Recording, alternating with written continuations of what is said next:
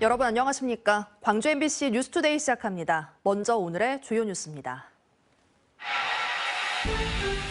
잠시 반등했던 소비 심리가 다시 악화하면서 이달 광주 전남의 소비자 심리 지수가 올 들어 최저치를 기록했습니다.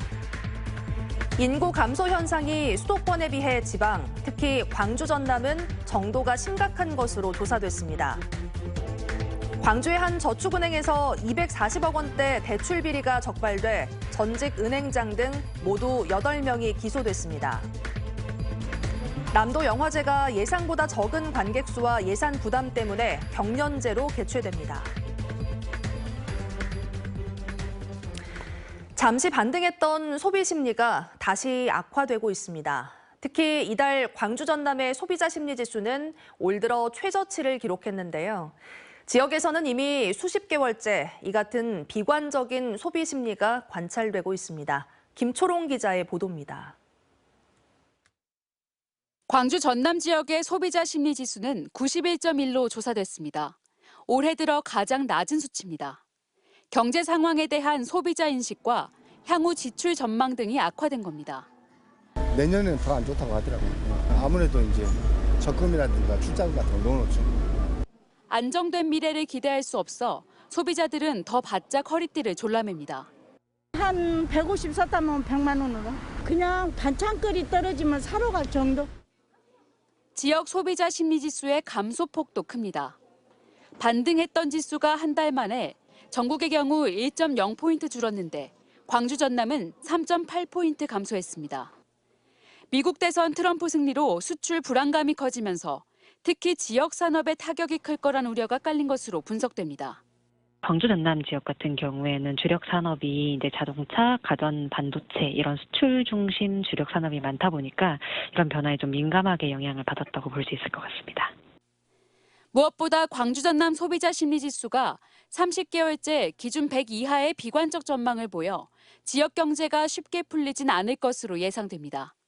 MBC 뉴스 김초롱입니다. 우리 지역 흐린 날씨가 지속되고 있습니다. 광주와 전남 지역에 아직까지도 눈구름대 또 비구름대가 머물러 있습니다. 내일까지도 비가 예보돼 있습니다. 광주와 전남에 5에서 10mm가량의 비 예보 나와 있는데요. 일부 지역에서는 비가 눈으로 바뀌어 내릴 수 있겠고요. 특히나 기온이 낮아지는 아침 저녁으로는 도로에 살얼음이 나타날 수 있겠습니다. 교통안전에 각별한 주의가 필요하겠습니다.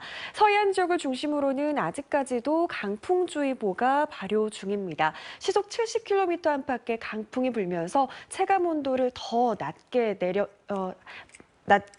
하겠고요. 더 춥게 느껴지겠습니다. 광주 오늘 기온은 어제와 비슷하겠습니다. 아침 기온 3도로 출발했고요. 한낮 기온 10도 예상됩니다. 날씨 정보였습니다.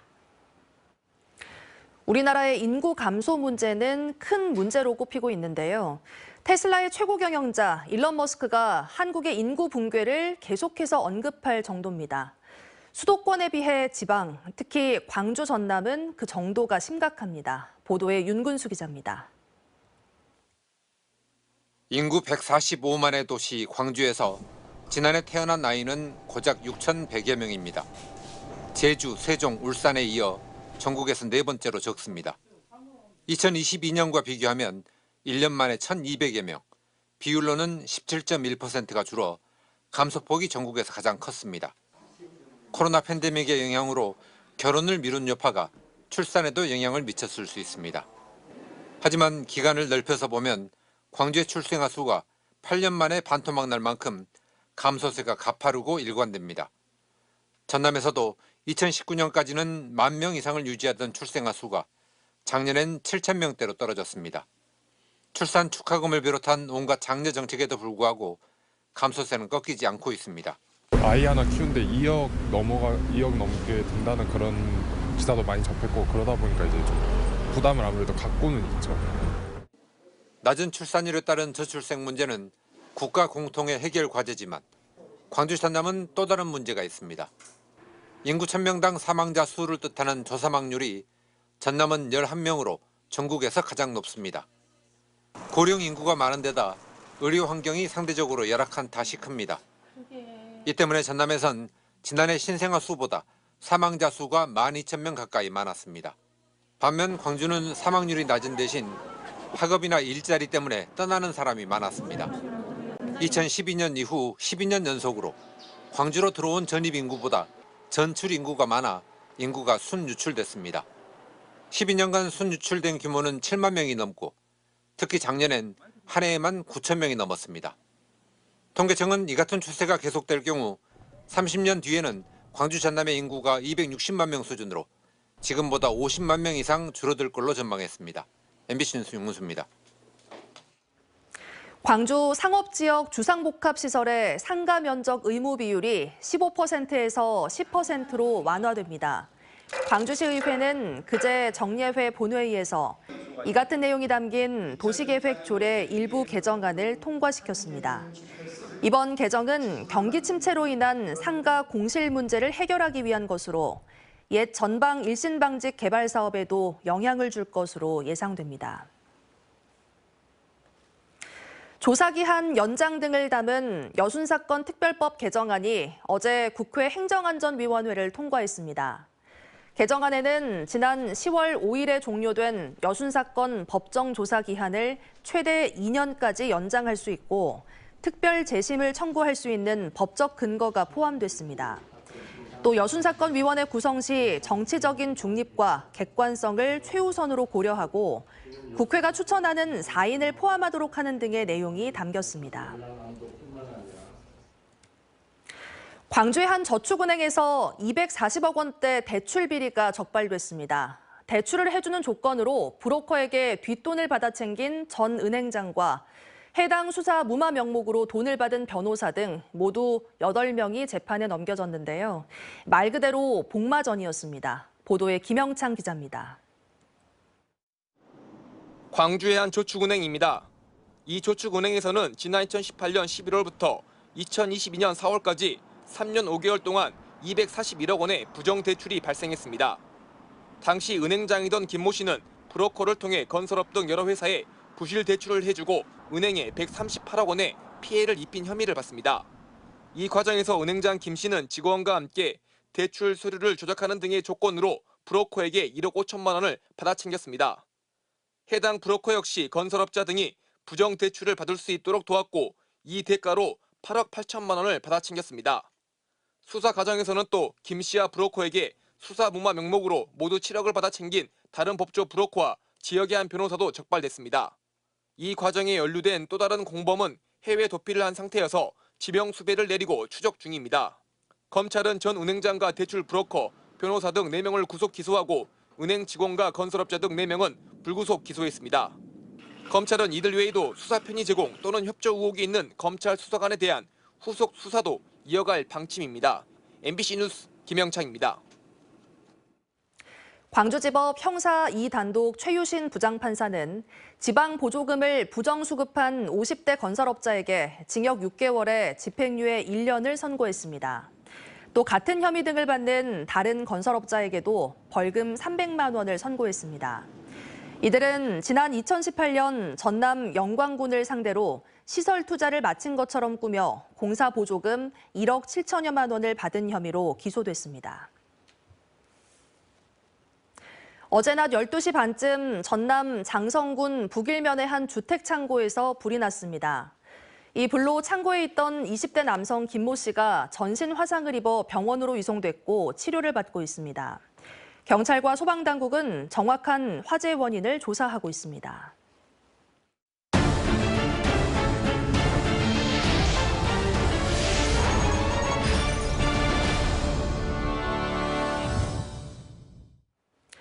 지난해 순천만 국제정원박람회 기간에 제1회 남도 영화제가 열렸는데요. 예상보다 적은 관객 수와 예산 부담 때문에 올해는 열리지 못하고 경년제로 바뀌었습니다. 영화제 활성화를 위한 고민이 필요해 보입니다. 김단비 기자가 보도합니다. 지난해 10월 처음으로 순천에서 막을 올린 남도 영화제. 전남에서 열린 최초의 종합영화제로 6일 동안 26개국 98편의 영화가 상영됐습니다. 개최 전부터 김영록 전남도지사의 공약이자 문화 분야 역점 사업으로 기대를 모았지만 성과는 미미했습니다. 관객수 포함 참여 인원은 2만 명을 가까스로 넘기며 목표했던 것의 67%에 그쳤습니다.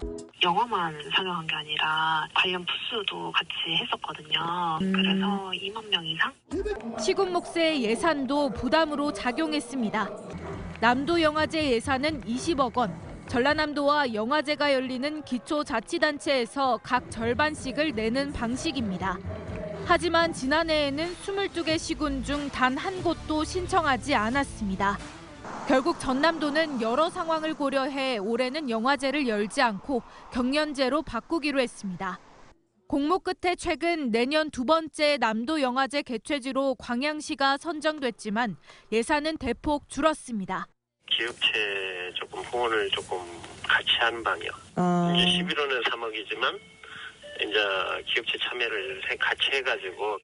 전남도는 첫 영화제라 시행착오가 있었다면서도 남도의 문화를 담아내고 영상문화 저변 확대를 위해서는 남도 영화제가 필요하다는 입장입니다.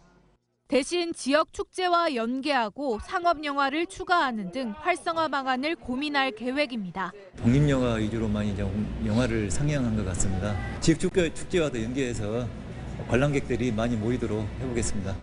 한편 내년 남도영화제 관련 예산안은 오는 12일과 18일 전남도의회와 광양시의회 본회의에서 확정됩니다.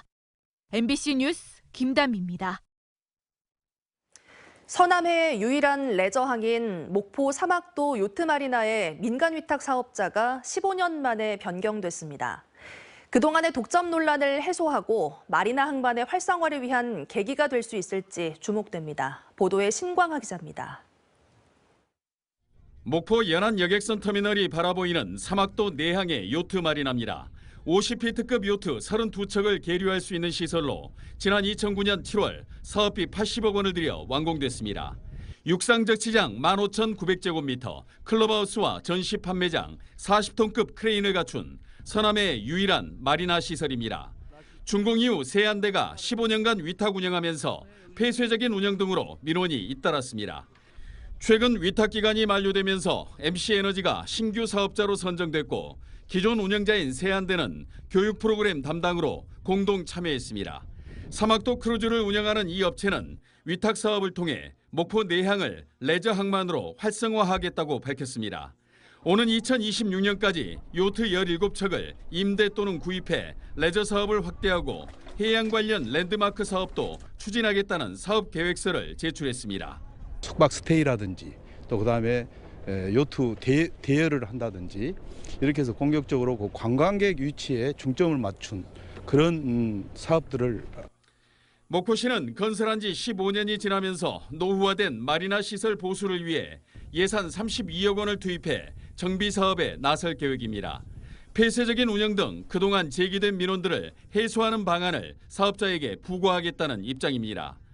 그동안 주말과 휴일에 요트 마리나 운영 불편 사항과 장기 방치 선박 등의 문제점에 대해 개선 대책을 수립하여 마리나 건설 이후 15년간 폐쇄적인 운영으로 사유화 논란에 휩싸였던 목포 요트 마리나.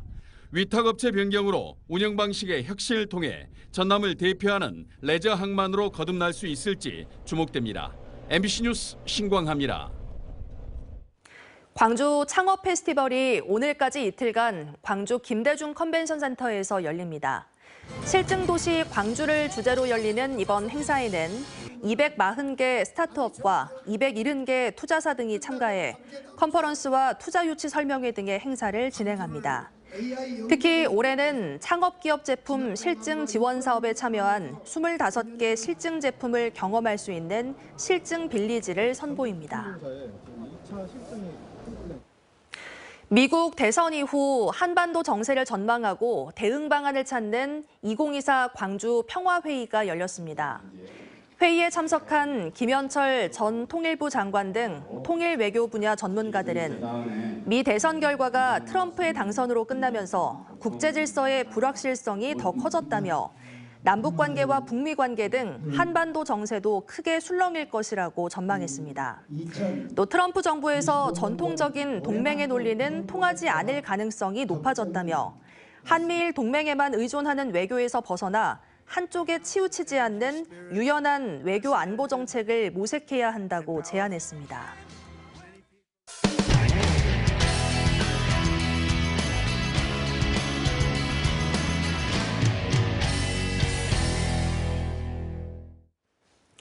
(2주간) 2차례 큰 불이 난 포스코 포항제철소에 대해서 그제 합동 감식이 진행됐습니다. 감식팀은 안전관리에 문제가 있는지도 들여다보고 있는데요. 일각에서는 무리한 복구 작업과 재가동이 사고를 불러왔을 수 있다는 지적이 나오고 있습니다. 포항문화방송 박성아 기자가 보도합니다. 포스코 포항제철소 안으로 경찰과 국립과학수산고원 차량이 들어갑니다. 지난 24일 포항제철소 3파이닉스 공장에서 발생한 화재의 원인을 밝히기 위한 관계기관의 비공개 합동 감식이 이뤄졌습니다. 경찰과 국립과학수산고원, 소방은 3파이닉스 공장의 용융로 풍구를 덮은 철피가 코크스로 인해 손상돼 불이 났을 가능성에 주목하고 있습니다. 지난 10일 화재의 발화 지점인 풍구와는 20-30m 떨어진 지점입니다. 화재가 반복된 만큼 감식팀은 안전관리에 문제가 있는지도 조사하고 있습니다. 정확한 감식 결과가 나올 때까지 길게는 수개월이 걸릴 것으로 보입니다. 연달아 발생한 화재에 대한 우려와 불안은 커지고 있습니다. 앞서 발생한 대형 화재 이후 9일 만에 재가동을 시작해 닷새 만에 또 불이 난 만큼 무리한 재가동이 사고를 불러왔을 수 있다는 지적이 나옵니다. 폭발이 크게 나게 되면 고로뿐만 아니라 고로 전체적인 불에서부터 다 충격이 갔을 거 아니에요. 고로 특성상 이건 장기적으로 세워놓을 수가 없어요. 좀 조급하게 하다 보니까 이게 그렇게 됐나. 인근 주민들은 또 사고가 나지 않을까 불안해하고 있습니다. 불안하죠, 사는 게. 트라우마로 남아서 이거 어떻게 해야 될지 몰라요. 여기서 이사를 가야 되나 어떻게 해야 되나 하고. 포스코는 사고 대책반을 구성해 수습 중이며 관계기관과 협의해 명확한 원인 규명과 재발 방지 대책 마련에 나서겠다고 밝혔습니다. MBC 뉴스 박성아입니다. 3천억 원의 횡령 사건이 터진 B&K 경남은행에 대해 금융위원회가 신규 PF 대출 6개월 정지 징계를 내렸습니다. 경남은행 측은 최대한 신속하게 대응해 피해 금액의 약 90% 회수가 확실시되고 있고 250건 이상의 시스템을 개선했다고 밝혔습니다. MBC 경남 이상훈 기자의 보도입니다. 오피스텔 곳곳에서 골드바와 돈다발이 나옵니다.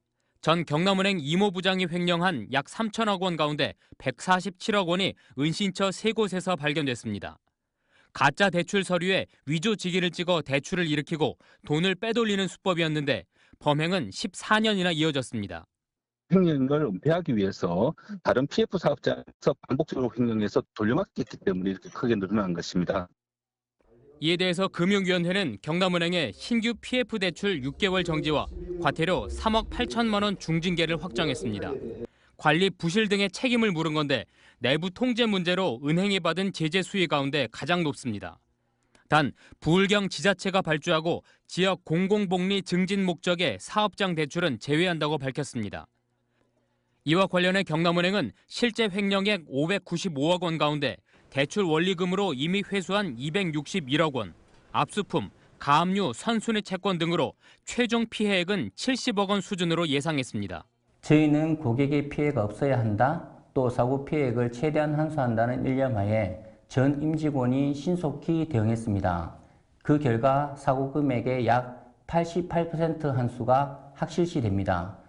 또 이번 금융위 결정은 신규 PF 대출을 일정 기간만 정지하는 것으로 기존 고객이나 일반 고객은 전혀 영향이 없으니 또 내부 통제 분석팀을 신설하는 등 250건 넘게 시스템을 개선했다고 덧붙였습니다.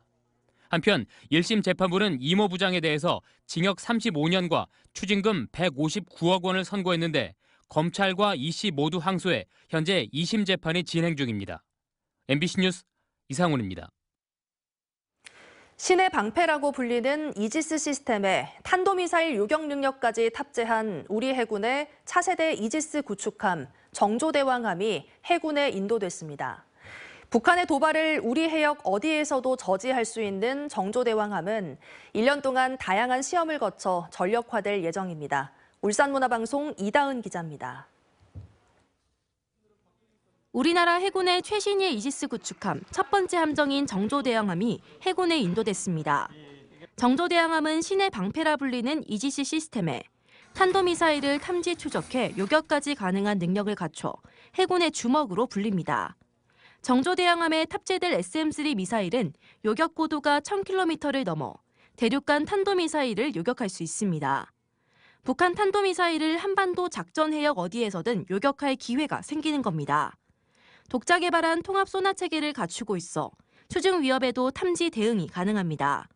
정조대왕함은 경하 배수량 8,200톤으로 해군이 보유한 구축함 중 배수량이 가장 크면서도 최대 속력은 시속 55km에 달합니다.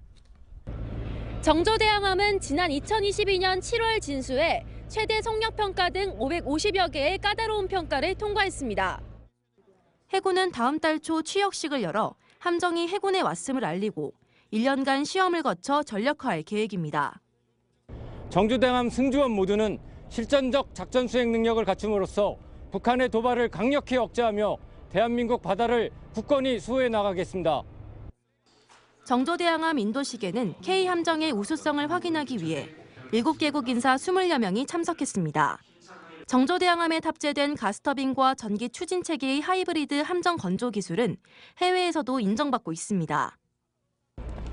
저희는 앞으로 저희의 기술과 경험을 바탕으로 팀 코리아, 팀십을 바탕으로 해서 K방산, K함정의 수출에 더욱더 매진토록 하겠습니다. 해군은 차세대 이지스 구축함을 모두 3척 도입할 예정입니다.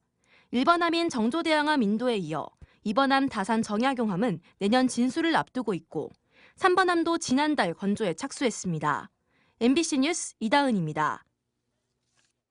프로축구 광주FC가 아시아 축구 챔피언스 리그에서 중국 상하이 선화를 꺾고 4승째를 올렸습니다. 광주FC는 그제 광주 월드컵 경기장에서 열린 상하이 선화와의 경기에서 아사니의 결승골로 1대0으로 승리했습니다. 이로써 광주FC는 아시아 챔피언스 리그 조별리그에서 4승 1패를 기록해 승점 12점으로 2위를 지키며 16강 진출 가능성을 높였습니다. 여자 프로배구 페퍼저축은행이 올 시즌 첫 연승 행진을 달리며 5위로 올라섰습니다. 페퍼저축은행은 그제 열린 정관장과의 경기에서 이한비와 테일러, 박정아의 고른 활약으로 세트스코어 3대1로 승리했습니다. 이로써 페퍼저축은행은 올 시즌 첫 연승이자 지난 2021년 창단 이후 두 번째 2연승 행진을 이어가며 승점 8점으로 한국도로공사를 제치고 5위로 올라섰습니다. 우리 지역 흐린 날씨가 지속되고 있습니다. 현재 레이더 영상 보시면 약한 비구름대가 머물러 있습니다. 토요일인 내일까지도 눈비는 계속되겠습니다. 광주와 전남에 5에서 10mm가량의 비 예보 나와 있는데요. 곳에 따라서는 이 비가 눈으로 바뀌어 내릴 수 있겠고요. 아침, 저녁으로는 기온이 낮아지면서 도로에 살얼음이 나타날 수 있겠습니다. 교통안전에도 주의가 필요합니다. 서해안 지역을 중심으로는 강풍주의보가 발효 중입니다. 시속 70km 안팎의 거센 바람이 불겠고요. 체감온도는 더 낮겠습니다. 광주의 오늘 기온 어제와 비슷합니다. 아침 기온 3도로 출발했고요. 한낮 기온 10도 안팎 예상됩니다. 대부분 지역의 한낮 기온이 10도 안팎에 머물면서 종일 쌀쌀한 날씨가 이어지겠습니다. 곡성 현재 기온 1도 보이고 있는 가운데 한낮 기온 9도로 예상됩니다. 바다의 물결은 전해상에서 최고 4m로 매우 높게 일겠습니다. 비가 그친 일요일부터는 다시 반짝 기온이 오름세를 보이겠는데요. 다음 주 화요일부터 다시 기온은 큰 폭으로 낮아지겠습니다. 이렇게 기온 변화가 큰 요즘인 만큼 기상정보 꼼꼼히 확인하셔야겠습니다. 날씨 정보였습니다. 이상으로 뉴스 마칩니다. 함께해 주신 여러분 고맙습니다. 언제 어디서나 내 손 안의 뉴스. 광주 MBC 뉴스 유튜브 구독으로 함께하세요.